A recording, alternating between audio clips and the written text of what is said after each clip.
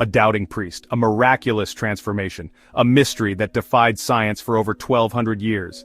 In the small town of Lanciano, Italy, the bread and wine of the Eucharist became literal flesh and blood before the astonished eyes of a congregation. What was once questioned became undeniable, and modern science has only deepened the wonder. This is the astounding story of the Eucharistic miracle of Lanciano, one of the greatest proofs of Christ's real presence in the Holy Eucharist. Prepare to be amazed. In about the 700th year of our Lord, in a monastery then named for Saint Longinus, the Roman centurion who pierced the side of Christ with a lance, a priest-monk of the order of Saint Basil, was celebrating the holy sacrifice of the Mass according to the Latin rite. Although his name is unknown, it is reported in an ancient document that he was versed in the sciences of the world, but ignorant in that of God. Having suffered from recurrent doubts regarding transubstantiation, he had just spoken the solemn words of consecration when the host was suddenly changed into a circle of flesh, and the wine was transformed into visible blood.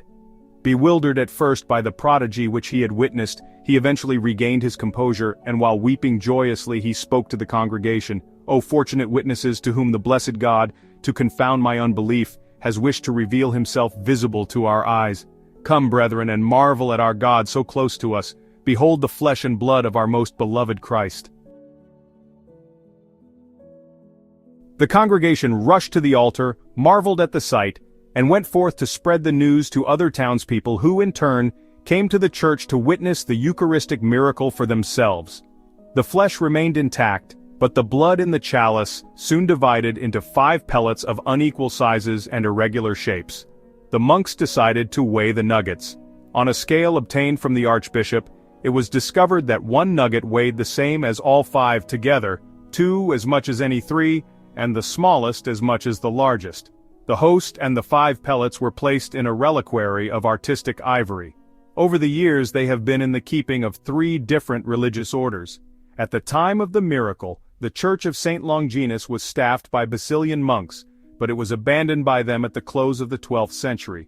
The property passed quickly to the Benedictines, and then to the Franciscans, who had to demolish the old church because of damage incurred during earthquakes.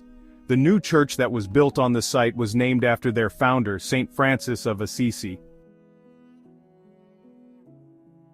History records that after the miracle was certified, a document telling the details of the miracle was written on parchment in both Greek and Latin, and was safeguarded by the monks between 2 tablets. We are told that in the first years of the 16th century, when the monastery was in the possession of the Franciscans, the document was shown to 2 visiting monks of the Order of Saint Basil. Wishing perhaps to save their order the disgrace of having the weak faith of one of its members live on in history, they left with the document during the night, and despite many investigations, the Franciscans have never been able to find out whither the 2 fugitives had fled. The ivory reliquary was replaced in 1713 by the one which now exhibits the 2 relics. This is a monstrance of finely sculptured silver and crystal. The flesh is enclosed in the way a host is usually enclosed in a monstrance, and the nuggets of blood are held in a chalice of artistically etched crystal, which some believe might be the actual chalice in which the miraculous change occurred. In 1887, Archbishop Petrarca of Lanciano obtained from Pope Leo XIII a plenary indulgence in perpetuity for those who visit the Church of the Miracle during the 8 days preceding the annual feast day, the last Sunday of October.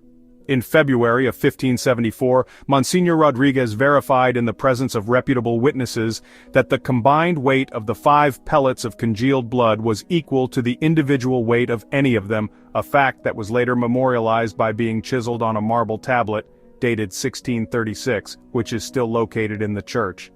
During subsequent authentications of the blood, however, this prodigy was not repeated. A number of these authentications have been performed throughout the centuries, but the last verification in 1970 is the most scientifically complete, and it is that examination which we will now consider. Performed under strict scientific criteria, the task was assigned to Professor Dr. Odoard Linoli, University Professor at Large in Anatomy and Pathological Histology, and in Chemistry and Clinical Microscopy, Head Physician of the United Hospitals of Arezzo. Professor Linoli availed himself of the services of Dr. Ruggero Bertelli, a professor emeritus of normal human anatomy at the University of Siena. Dr. Bertelli not only concurred with all of Professor Linoli's conclusions, but also presented an official document to that effect. Assembled in the sacristy of the Church of St. Francis on November 18, 1970, were the Archbishop of Lanciano, the Bishop of Ortona, the Provincial of the Friars Minor Conventual, the Chancellor of the Archdiocese, the Reverend Secretary of the Archbishop and the entire community of the monastery, together with Professor Linoli. On examining the ostensorium, it was observed that the lunette containing the flesh was not hermetically sealed, and that the particles of unleavened bread in the center of the flesh that had remained for many years had by then entirely disappeared. The flesh was described as being yellow-brown in color, irregular and roundish in shape, thicker and wrinkled along the periphery, becoming gradually thinner as it reached the central area where the tissue was frayed with small extensions protruding toward the empty space in the middle. A small sample was taken from a thicker part for examination in the laboratory of the hospital in Arezzo. On examining the 5 pellets of blood, it was noted that the prodigy regarding the weight of the pellets was no longer evident as it was last noted in 1574. The 5 pellets were found to be quite irregular in form, finely wrinkled, compact, homogeneous, and hard in consistency, being a yellow chestnut color and having the appearance of chalk. A small sample was taken from the central part of one pellet for microscopic examination and scientific study. Later, after all the studies were completed, the fragments of both relics were returned to the church. The conclusions reached by Professor Linoli were presented on March 4, 1971 in detailed medical and scientific terminology to a prestigious assembly, including ecclesiastical officials, the provincials and superiors of the Friars Minor Conventual, and the representatives of religious houses in the city, as well as civil, judicial, political and military authorities, representatives of the medical staffs of the city hospitals, various religious of the city, and a number of the city's residents. The professor's conclusions were later discussed by the Very Reverend Father Bruno Luciani and Professor Urbano, the chief analyst of the City Hospital of Lanciano and a professor at the University of Florence. A copy of the detailed report and the minutes of the meeting and discussions are kept in the archives of the monastery. Authentic copies were sent to various officials of the Catholic Church and to superiors of the order, while another was delivered to His Holiness Pope Paul VI during a private audience. As a result of the histological studies, the following facts were ascertained and documented. The flesh was identified as striated muscular tissue of the myocardium, having no trace whatsoever of any materials or agents used for the preservation of flesh.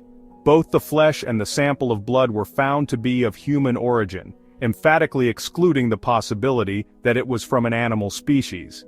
The blood and the flesh were found to belong to the same blood type, AB. The blood of the Eucharistic miracle was found to contain the following minerals: chlorides, phosphorus, magnesium, potassium, sodium in a lesser degree, and a greater quantity of calcium. Proteins in the clotted blood were found to be normally fractionated, with the same percentage ratio as those found in normal fresh blood. Professor Linoli further noted that the blood, had it been taken from a cadaver, would have altered rapidly through spoilage and decay. His findings conclusively exclude the possibility of a fraud perpetrated centuries ago. In fact, he maintained that only a hand, experienced in anatomic dissection, could have obtained, from a hollow internal organ, the heart, such an expert cut, made tangentially, that is, a round cut, thick on the outer edges, and lessening gradually and uniformly into nothingness in the central area. The doctor ended his report by stating that while the flesh and blood were conserved in receptacles not hermetically sealed, they were not damaged, although they had been exposed to the influences of physical, atmospheric, and biological agents. The ostensorium containing the relics was previously kept to the side of the altar in the Church of St. Francis, but it is now situated in a tabernacle atop the main tabernacle of the high altar. A stairway at the back of the altar enables the visitor to approach very close to the tabernacle, which is open in the back, so that he can clearly see the reliquary containing the flesh and blood. The visitor will notice that the host appears rosy in color when it is backlighted. As he gazes, he must undoubtedly reflect upon the countless numbers of others who have looked upon this awesome miracle during its more than 1,200 years of existence. If this video inspired you, don't forget to like, share, and subscribe for more powerful stories of faith and miracles. Let us know in the comments what you think about this incredible Eucharistic miracle. Turn on notifications so you never miss a new video that deepens your understanding of the wonders of God.